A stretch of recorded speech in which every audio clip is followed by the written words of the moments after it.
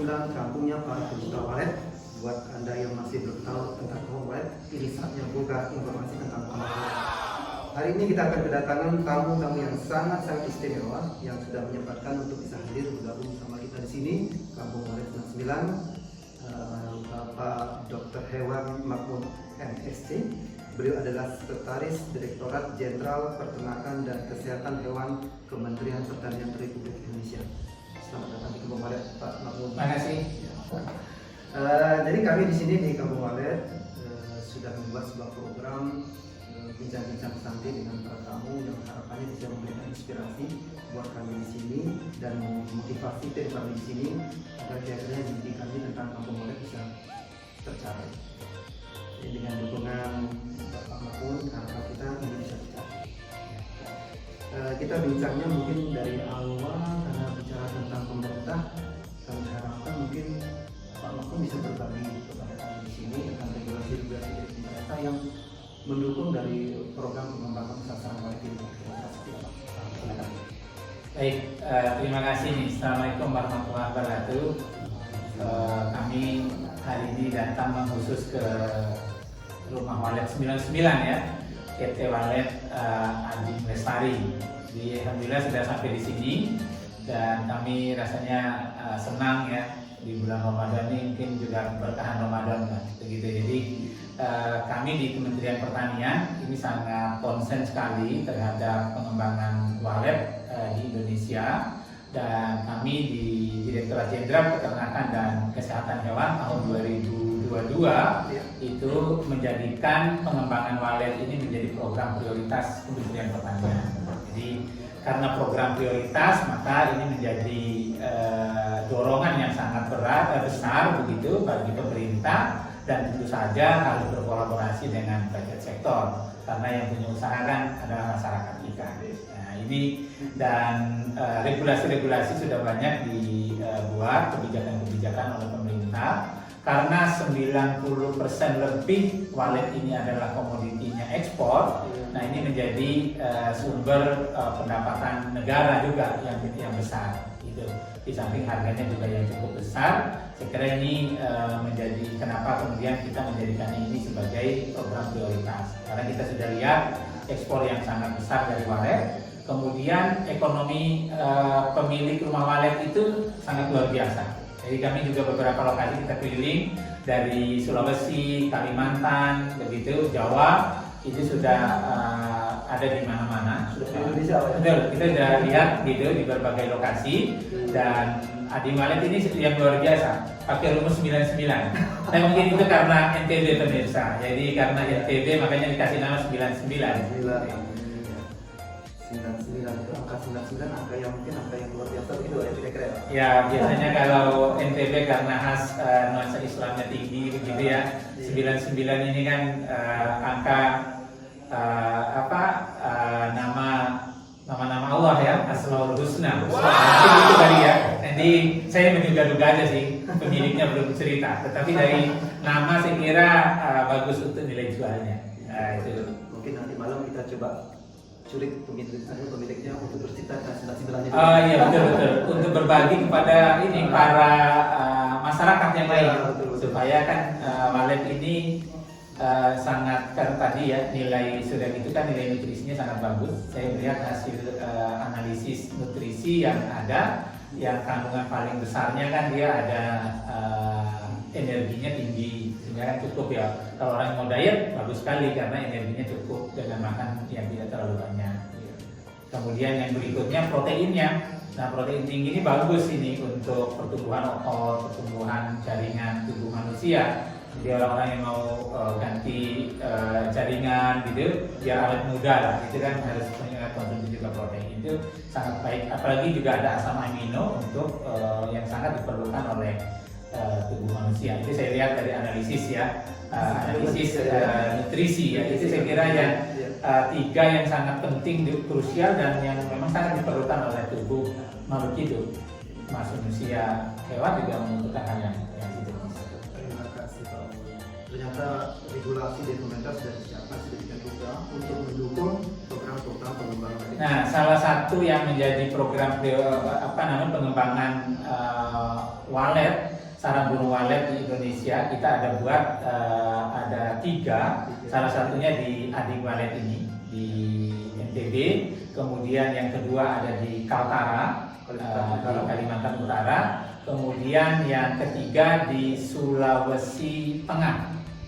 Jadi 3 di Sulawesi Tengah. Jadi di tiga provinsi yang berbeda dan di 3 pulau gitu. Itu sebagai trigger kita ingin menguatkan pada tahun 2022 ini minimal di 3 lokasi itu yang kita ingin coba. Itu bentuk programnya beda-beda Pak?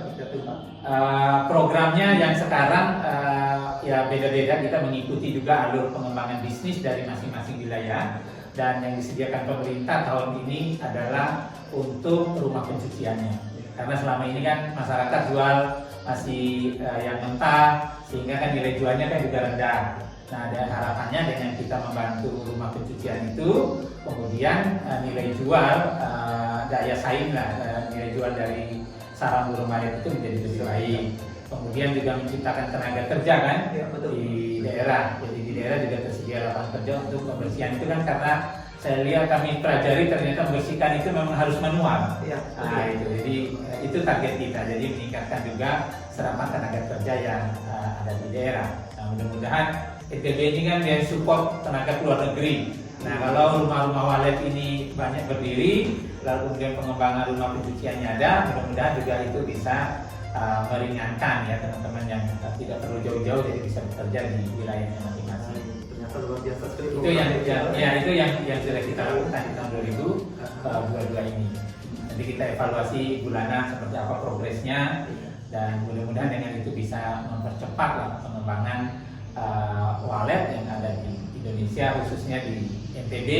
Yang leading adalah Ading Wallet. Kita terima kasih sebagai mewakili pemerintah yang sudah betul-betul berupaya ini. Mudah-mudahan sukses selalu begitu. Amin. Buat Ading Wallet. Kita berdoa bersama semoga itu bisa tercapai.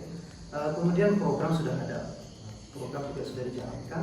Kira-kira selama ini yang sudah dilakukan oleh Kampung Wallet untuk Bapak sudah seperti apa? Kira-kira kesan terhadap progres dari perkembangan? Ya, ini harapan kita juga sih ke depan ya. Kalau lihat pengembangannya sudah cukup luar biasa. 99 tadi kami juga sudah lihat, sudah ada beberapa yang sudah berdiri, sekarang lagi ada fondasi. Ya ini kan karena kan targetnya waktu ini kita jadikan sebagai program prioritasnya untuk unggulan di Kementerian Pertanian, kan targetnya kan 99 ya. 99 itu yang murni di dalam Ading Wallet, tapi kan di luarnya ini kan targetnya lebih dari 100. Nah, kalau rumah wallet lebih dari 100, ini yang menjadi harapan kita ke depan kan, jadi penjualannya kan menjadi lebih tinggi. Nah, sekarang ekspor kan didorong karena memang ekspornya lebih dari 90% kan untuk ekspor. Hanya memang kami lihat pasarnya yang masih dikuasai oleh negara China. Nah, kita juga ada program untuk meningkatkan program ekspor ini dengan programnya Bapak Menteri Pertanian yang dinamakan GRATIEK, Gerakan 3 Kali Lipat Ekspor. Gerakan 3 kali lipat ekspor. Nah, ini sarang burung wallet ini yang menempati posisi yang luar biasa. Kita dari tahun 2021 sudah, jadi semua eselon 1 ke berbagai negara untuk memfasilitasi ekspor semua jenis komoditi, mulai dari beras, kemudian kalau di peternakan itu walet dan ayam beserta olahan ayam, itu yang beserta madu, itu yang produksi dari Direktur Jenderal Peternakan dan Kesehatan Hewan. Nah, yang lain ya ada beras, ada kopi, seperti itu. Dari perkebunan teman-teman horti ada buah-buahan, buah-buah tropis itu kan juga sangat digemari. Nah, ini yang sudah dicanangkan oleh Bapak Menteri Pertanian, Bapak Profesor Dr. Syahrul Yassin Limpo, SH, MSI, MH, dan ini juga sudah membuktikan. Kami waktu ke Uni Emirat Arab itu 1 triliun lebih rencana untuk ekspornya. Sudah ada MOU dengan pihak buyer yang ada di negara tempat kami promosi. Nah, ini wallet ini tahun ini juga nanti kita akan mengajak teman-teman yang pegiat wallet, basic wallet dari Indonesia, terkhusus juga Ading Wallet untuk ikut bersama-sama kami mempromosikan wallet sarang burung wallet ini ke luar negeri untuk membuka pasar lain selain Cina. Gitu. Jadi Saya kira dengan perluasan pasar itu, maka produksi yang kita genjot ini juga nanti mendapat tempat atau mendapat pasar baru gitu di luar negeri. Ya tentunya itu sebuah mimpi besar yang akan kami terus untuk upayakan dengan dukungan dari kementerian, dan harapan kita juga di sini kami yang di Kampung Walet ini tetap mendapat dukungan karena kami di sini juga sedang mulai berusaha untuk menuju ke sana. Kemudian satu lagi Pak Mabun, di samping di sini kita berusaha mengembangkan Walet, ada juga usaha baru yang akan kita kembangkan, berupa usaha peternakan sapi. Kira-kira pendapat Bapak tentang Kampung Walet dikolaborasikan dengan sapi itu seperti apa? Nah, ini yang saya baru dapat cerita bagus nih. Ternyata antar komoditi peternakan itu bisa saling support. Saya baru dapat ilmunya nih hari ini. Ternyata makanan dari Walet itu adalah jentik-jentik yang ada di kotoran sapi. Nah, ini akan kita support lah. Jadi untuk mungkin menjadi percontohan begitu, percontohan model integrasi Walet dengan sapi, di mana kotoran sapi menjadi sumber makanan, jentik-jentik itu menjadi sumber makanan Walet. Saya kira ini kolaborasi yang sangat baik. Kita buat model di Ading ini, saya kira ini sangat bagus lah. Jadi kita akan mengupayakan ini di program yang ada di kementerian, supaya tadi kalau ini model ini bisa bagus, artinya kan akan direplikasi sendiri oleh pemilik-pemilik Walet kan begitu ya, dengan investasi yang ada. Saya kira yang penting kan kita buat modeling. Tugas pemerintah kan membuat model sebagai trigger, sebagai contoh, dan setelah itu kalau sudah sukses, tentu masyarakat kita harapkan untuk mereplikasi model yang sudah kita buat, supaya itu bisa memberikan keuntungan yang besar bagi masyarakat secara keseluruhan, khususnya teman-teman yang budidaya Walet. Apalagi di NTB kami lihat budidayanya masih memang masyarakat gitu menengah, jadi UMKM yang memang ini juga menjadi domain pemerintah untuk menghidupkan ekonominya. Seperti di Lombok Tengah ini kan sebetulnya lahannya kan tidak subur-subur juga ya, tetapi luas, ada Walet. Nah, inilah sisi saya kira yang bisa menjadi sumber ekonomi masyarakat di Lombok Tengah. Mudah-mudahan ke depan masyarakat Lombok Tengah bisa terus mengembangkan Walet ini dan juga menjadi nutrisi yang baik buat masyarakat untuk diekspor. Tentu saja harapannya adalah mendapatkan income untuk kesejahteraan masyarakat. Mudah-mudahan nanti kita bisa berkolaborasi semua, mulai dari pemerintah daerah, pemerintah provinsi, dan tentu saja kami di pemerintah pusat yang memang sudah konsen di sini, pasti kita juga akan maksimal bekerja untuk masyarakat dalam rangka pengembangan Walet ini ke depan. Baik Pak Mabun, mungkin satu pertanyaan terakhir sebelum kita mengakhiri podcast kita hari ini, harapan terbesar.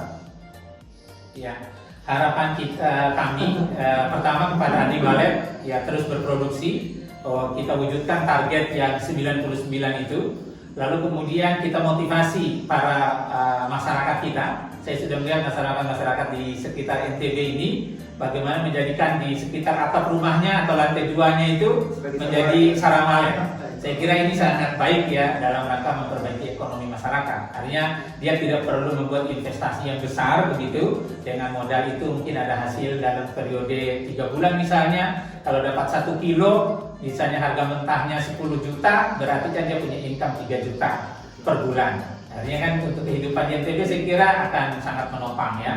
Jadi dan itu tidak mengganggu usaha yang selama ini mereka geluti.